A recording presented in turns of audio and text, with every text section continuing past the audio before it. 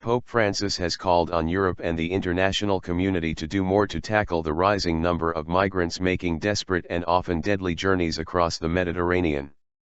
The Pope thanked Italy, which has borne the brunt of the rescue efforts, and urged a broader involvement.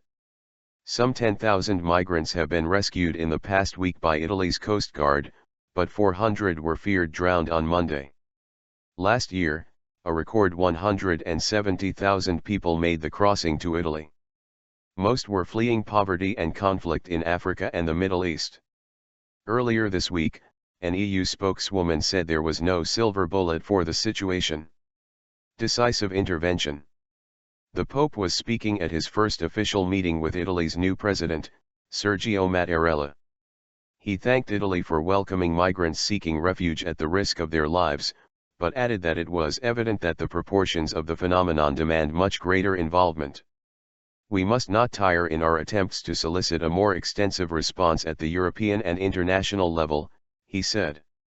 Mr. Mattarella reiterated Italy's call on the European Union for a decisive intervention to stop this continuous loss of human life in the Mediterranean.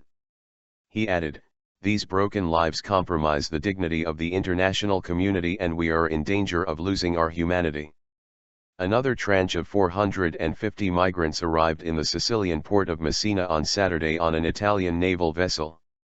A number of Sicilian towns say they cannot cope with the numbers.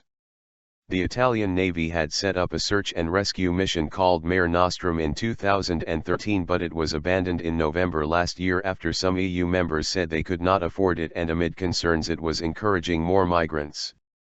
The EU now runs a border control operation called Triton, which only operates close to Europe's coast and has fewer ships.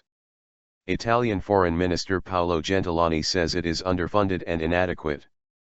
But the European Commission's migration spokeswoman Natasha Berta told the BBC, "We don't have a silver bullet that will make the situation go away." More than 500 people have died in the first 3 months of 2015, in addition to the 400 feared drowned when a migrant boat capsized off Libya on Monday. Since the fall of Muammar Gaddafi in 2011, Libya has been without a stable government allowing trafficking networks to thrive.